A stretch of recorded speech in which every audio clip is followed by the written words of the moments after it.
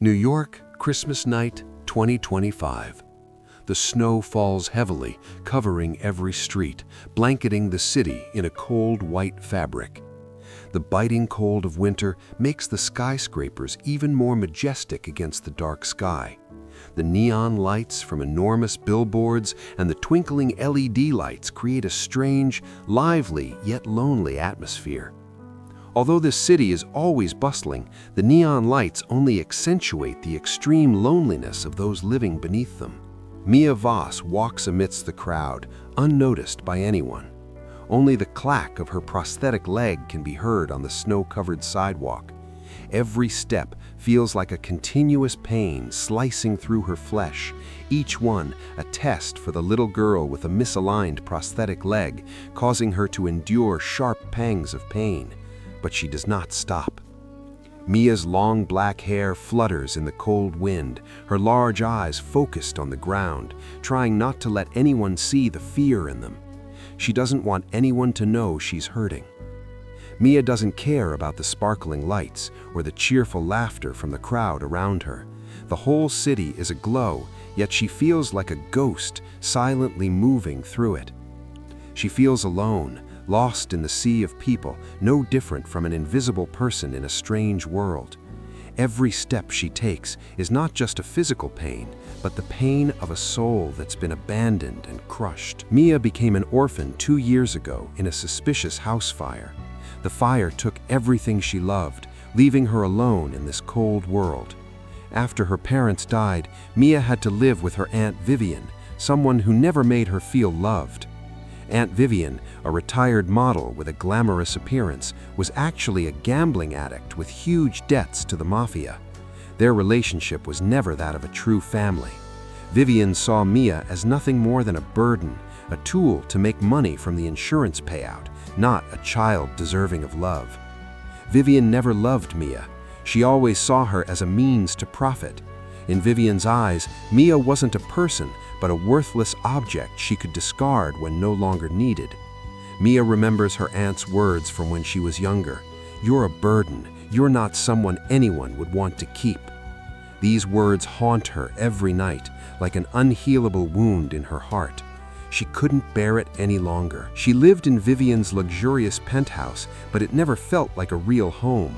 The house was just a glamorous shell, but inside it was filled with loneliness and coldness. She didn't even remember the last time she felt love. Her days with Vivian were filled with indifference, abuse, and constant belittling.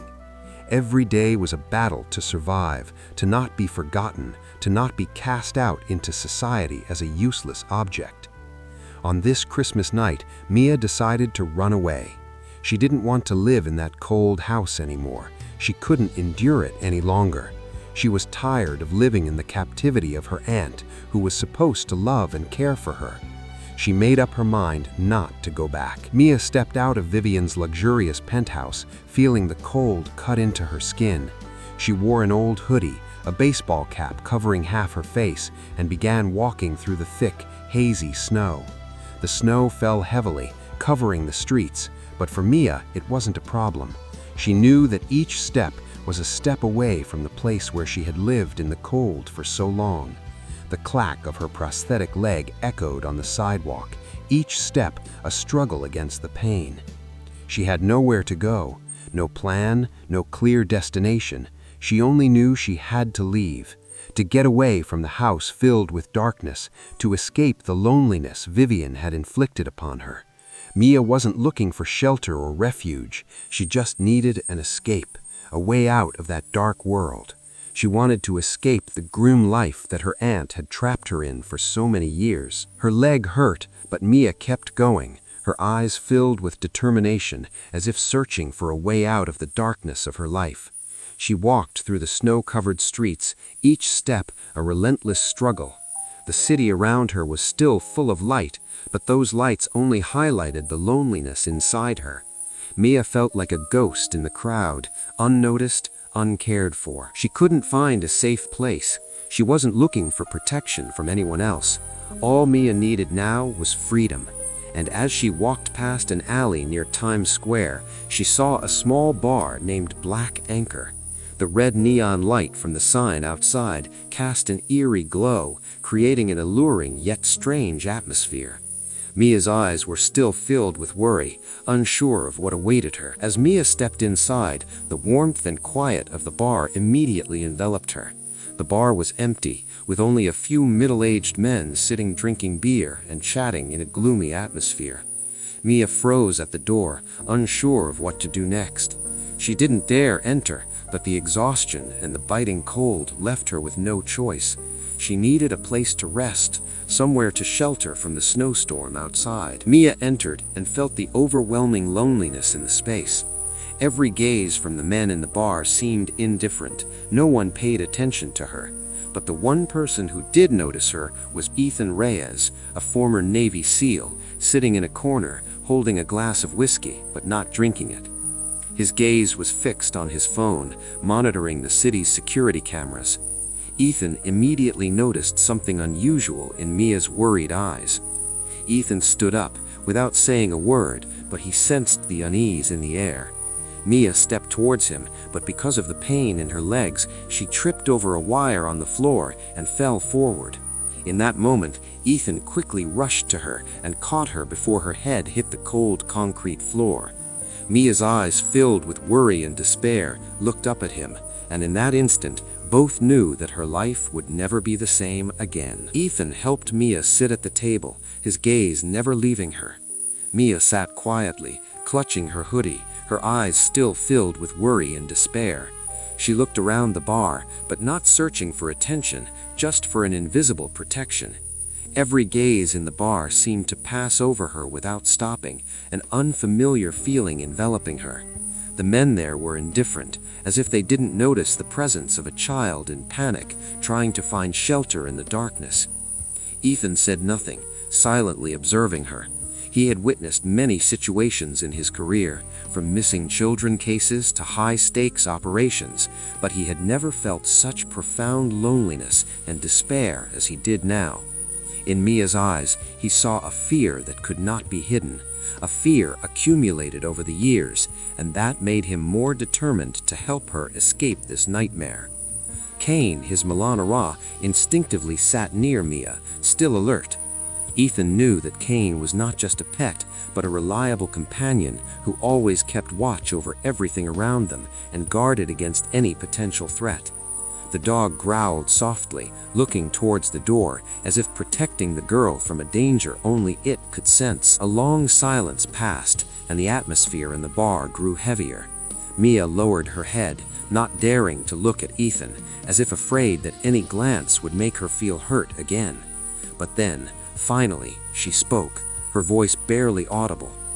"My aunt said, if I disappear, she'll get insurance money from the house fire.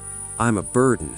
Today she said she would take me to treat my leg, but I overheard her calling someone, telling them to prepare a place to dump my body in the Hudson River." Mia's words struck Ethan like a lightning bolt. He couldn't imagine the cruelty she had endured all this time. A 10-year-old child had to live in fear, hearing such words from the only family she had left. The pain wasn't just physical, but came from the betrayal and cruelty of the one person who should have loved and protected her. Ethan looked at Mia, his eyes softening, but the anger inside him remained. "Mia," his voice warm but firm, "I promise you that won't happen. You're not a burden. You deserve love and a happy life. I will protect you." Mia looked at him, her eyes still filled with doubt. She couldn't understand why a stranger would be willing to help her. In her life, help from others seemed far-fetched. All she knew was Aunt Vivian and the nightmares she brought. But Ethan's warm and determined voice gave her a glimmer of hope, hope that she had lost long ago. Ethan saw the doubt in Mia's eyes, but he didn't rush her to believe him immediately. He understood that trust had to be built slowly, little by little. "You don't have to believe right away. I won't abandon you. I'll do everything to protect you." Time passed, and the atmosphere in the bar gradually became lighter. They sat in silence, with only the wind outside and the soft music in the bar. Kane lay silently next to them, still alert, but seeming to feel safer with Mia's presence. The girl gradually relaxed, feeling a sense of peace in this moment. Perhaps just for this moment, she truly felt that she didn't have to endure it alone anymore. Ethan stood up, looking at Mia once more. "We'll start from here. No one can hurt you anymore." At that moment, Mia felt that for the first time in many years, she could finally breathe a sigh of relief. She no longer had to face this world alone. The police arrived soon after, thanks to the video evidence and Mia's testimony. Vivian was arrested for attempted murder, insurance fraud, and child abuse. Mia was finally placed in the Emergency Child Protection Program, and her new life began. The fear gradually faded, but at that moment, Mia knew that her journey was just beginning, and with Ethan, she would never have to face the darkness alone. 3 months later, Mia had started a new life. She no longer had to live in fear or loneliness like before.